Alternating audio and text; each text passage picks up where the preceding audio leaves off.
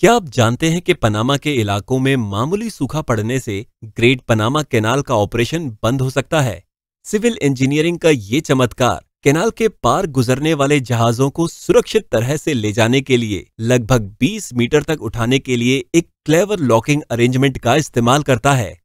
इस smart canal lock system को materialise करने के लिए एक सुपर फास्ट कंक्रीटिंग टेक्नोलॉजी की जरूरत थी। अमेरिकी इंजीनियर्स द्वारा इन्वेंट किए गए विशाल टी क्रेन्स को देखें। उन्हें स्टीम लोकोमोटिव्स की मदद से हिलाया जाता था। और क्या आपने क्रेन के ऊपर एक छोटा सा घर देखा था? दिलचस्प बात यह है कि इस घर के अंदर का स्टीम इंजन कंक्रीट से भरी बाल्टी को उठाने और उसकी हलचल को एक्यूरेटली कंट्रोल करने में सक्षम था।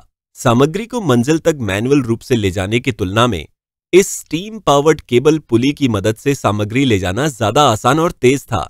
जिस तरह से ये कंक्रीट गिराता था वो भी काफी अनोखा था। आपने देखा होगा कि कैसे 100 साल पुराना ये इन्वेंशन कंक्रीट की बाल्टी को तीनों दिशाओं में घुमाने में सक्षम था। अमरीकियों ने पनामा कैनाल प्रोजेक्ट को सक्सेसफुली पूरा करने के लिए कई और शानदार मशीनों को इन्वेंट किया। लेकिन सवाल यह है कि ये कैनाल प्रोजेक्ट इतना खास क्यों है? अगर आप पानी के जरिए अटलांटिक और पैसिफिक ओशियंस को जोड़ सकते हैं तो जहाज 20,000 किलोमीटर की यात्रा दूरी को कम कर सकते हैं। कैनाल के सपने को साकार करने का सबसे अच्छा स्थान पनामा देश का एक नैरो रीजन है। पनामा बेहद उबड़ खाबड़ इलाके वाला एक आश्चर्यजनक देश है। जमीन का यह क्रॉस सेक्शन इसका सबूत है। सबसे जाहिर समाधान बस इस सारी जमीन को खोद निकालना है, जिससे दोनों तरफ के ओशियंस एक से दूसरी तरफ जाकर जुड़ सकें, ताकि जहाज अपनी यात्रा जारी रख सकें। फ्रेंच लोगों ने 1892 में यही तकनीक आजमाने की कोशिश की और बुरी तरह फेल हुए। लैंडस्लाइड्स, मूसलाधार बारिश और बीमारियां मुख्य समस्याएं थीं। धरती के हिस्से को हटाने में लगभग 8 साल लगे और लगभग 22,000 लोग मारे गए। इसके कारण प्रोजेक्ट को आखिरकार बंद कर दिया गया। अमरीकियों ने एक अद्भुत आइडिया पेश किया। धरती को पूरी तरह क्यों खोदना? बस इन विशाल पहाड़ों के एक हिस्से को हटा दें और बची हुई जमीन की पूरी लंबाई को पानी से भर दें। ये जानने के लिए देखते रहें कि वो कैसे पनामा के पूरे देश में बाढ़ लाए बिना सिर्फ थोड़ी सी चौड़ाई में पानी भरने में कामयाब रहे।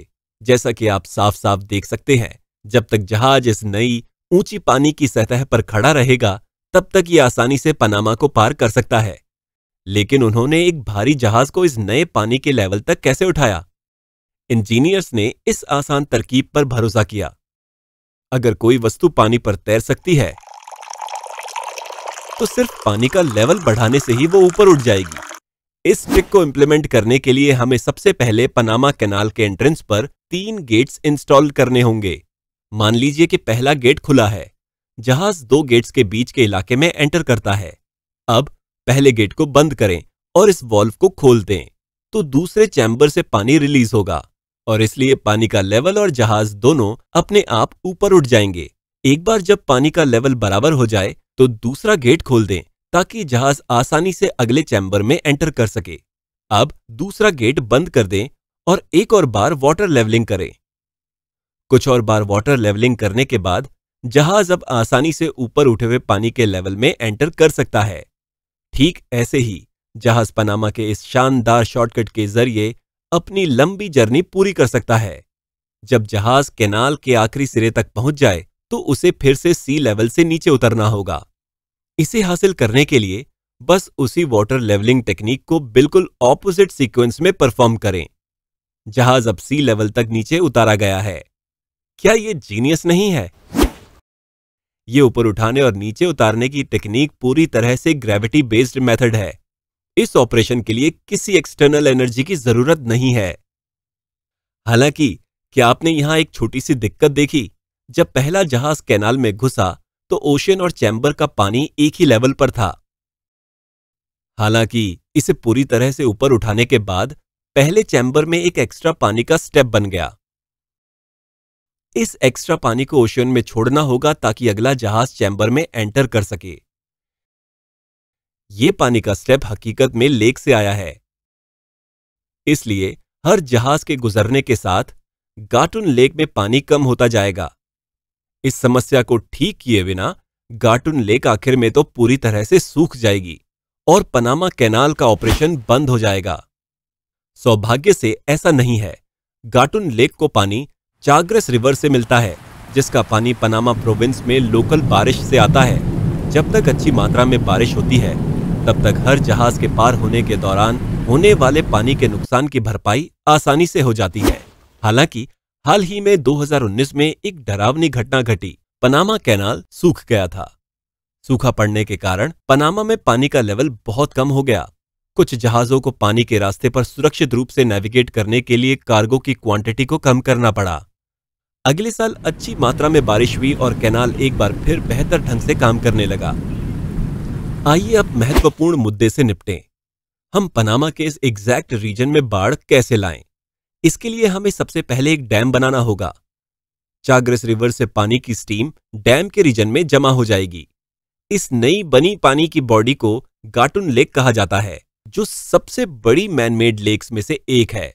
बस डैम की ऊंचाई या पानी के सरफेस की ऊंचाई को कंट्रोल करके हम अलग अलग लेवल्स में बाढ़ ला सकते हैं। दुर्भाग्य से सिर्फ इस रीजन में बाढ़ लाने का कोई रास्ता नहीं है।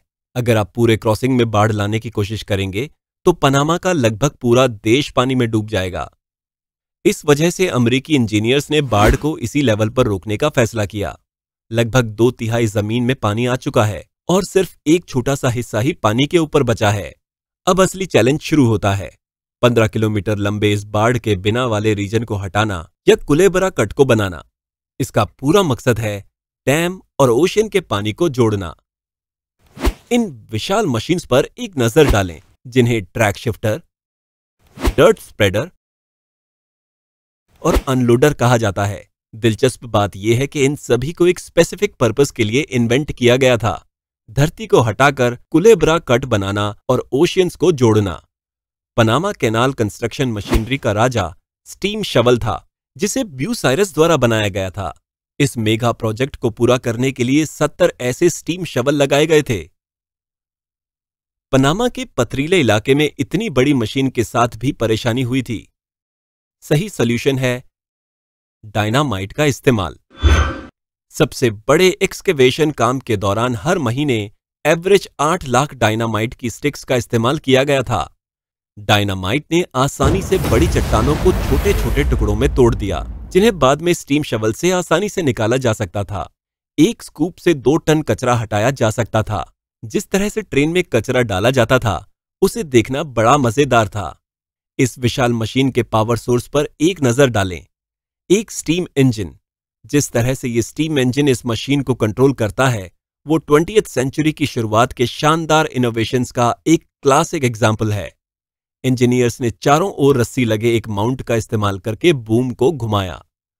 इस दिलचस्प गियर अरेंजमेंट की बदौलत डिपर स्टिक आगे पीछे जाने में सक्षम थी। इस चेन पुली अरेंजमेंट के कारण डिपर स्टिक भी घूम सकती थी। जब बकेट सामग्री डंप करने के लिए तैयार होती, तो क्रेन ऑपरेटर बस लैच खींच देता। वैगन्स जिनमें अब गंदगी भरी हुई थी, वे डंप एरिया जाने के लिए अपनी यात्रा शुरू कर सकते हैं। बाद में फिर यह पता चला कि इन 20 से ज्यादा वैगन्स से कचरे को खाली करना भी एक बड़ा चैलेंज था। आइए एक एक्सपेरिमेंट की मदद से देखें कि अमेरिकियों ने इस समस्या को कैसे हल किया। इस साधारण शेप ने अनलोडिंग की बड़ी समस्या को हल कर दिया। आइए इसे एक्शन में देखते हैं। मैं अनलोडर पीस को आगे बढ़ा रहा हूं। आप देख सकते हैं कि सारे मेटल के टुकड़े इसी डायरेक्शन में गिर रहे हैं। यह अच्छा दिख रहा है। यह animation automated soil dumping machine के डिटेल्स दिखा रहा है। जब यह स्टीम पावर्ड विंच घूमती है, तो यह अनलोडर को अपनी ओर खींचती है। इसके कारण वैगन के खुले किनारे से मिट्टी निकलती जाती है। आइए अनलोडिंग ऑपरेशन को दूसरे एंगल से देखते हैं।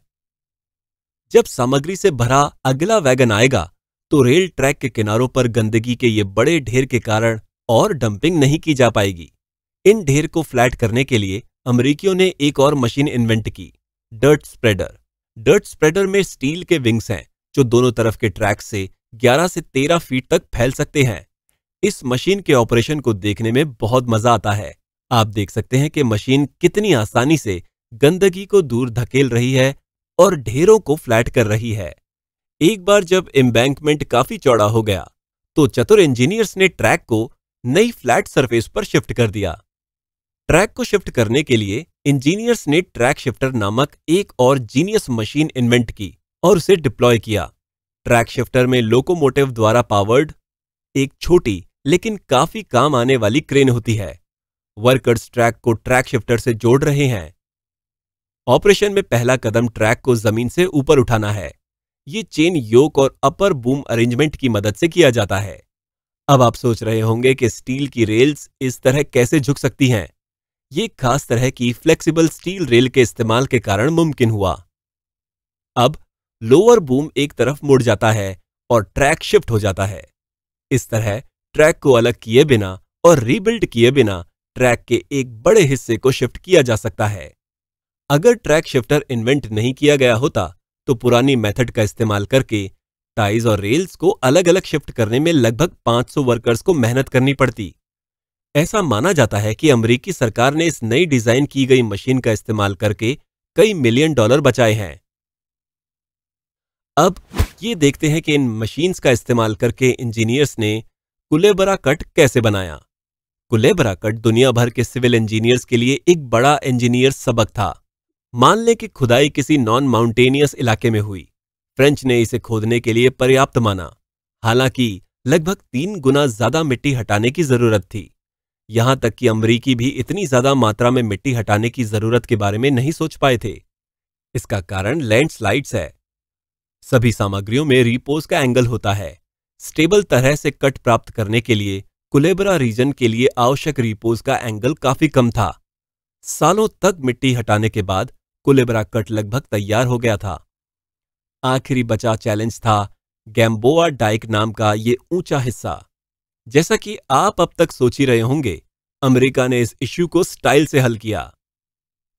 10 अक्टूबर 1913 को अमेरिकी प्रेसिडेंट वुडरो विल्सन ने एक बटन दबाया, जिससे 6000 किलोमीटर दूर पनामा के गैम्बोआ डाइक पर स्थित 7000 किलोग्राम डायनामाइट को सिग्नल भेजा गया।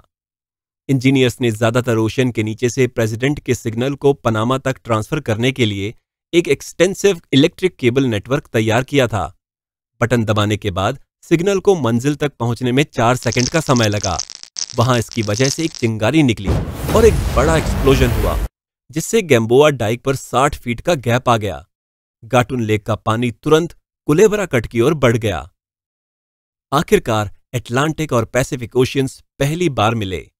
ये पल सिर्फ अमरीकियों के लिए ही गौरव भरा नहीं था, बल्कि पूरी दुनिया इस ऐतिहासिक पल के जश्न में शामिल हुई। अब तक सीखे गए फंडामेंटल्स और टेक्नोलॉजीज का इस्तेमाल करते हुए आइए पनामा कैनाल के पार जहाज के ट्रांसिट की सभी डिटेल्स को रिव्यू करें। जब कोई कार्गो जहाज कैनाल के लॉक चैम्बर के पास आता है, तो जहाज के प्रोपेलर को बंद कर देना चाहिए। जहाज को अब इन 2 टग बोट्स द्वारा ले जाया जाएगा। किसी भी जहाज को अपनी शक्ति का इस्तेमाल करके लॉक चैम्बर से गुजरने की अनुमति नहीं है। देखें कि कैसे इन बोट्स के साइडवेज पुश के कारण जहाज कैनाल के गेट के साथ पूरी तरह से अलाइंड हो गया है।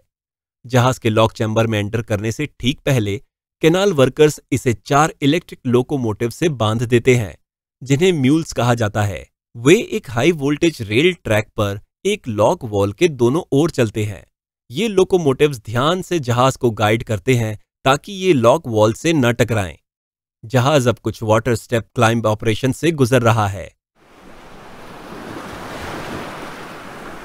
पनामा कैनाल के लॉक्स इतनी अच्छी तरह से डिजाइन किए गए हैं कि आज का बड़ा सा जहाज सिर्फ कुछ इंच बचाते हुए इसमें सुरक्षित तरह से ट्रेवल कर सकता है। पानी के आखिरी स्टेप चढ़ने के बाद जहाज मशहूर कुलेबरा कट पर पहुंचता है। आप जानते हैं कि कुलेबरा कट के बाद क्या आता है? गाटुन लेक। लेक के पार करते समय पैसेंजर्स पनामा की सीनिक सुंदरता का आनंद ले सकते हैं। एक बार जब जहाज कट के अंत तक पहुंच जाता है, तो इसे रिवर्स वाटर स्टेप मेथड का इस्तेमाल करके नीचे उतारा जाता है।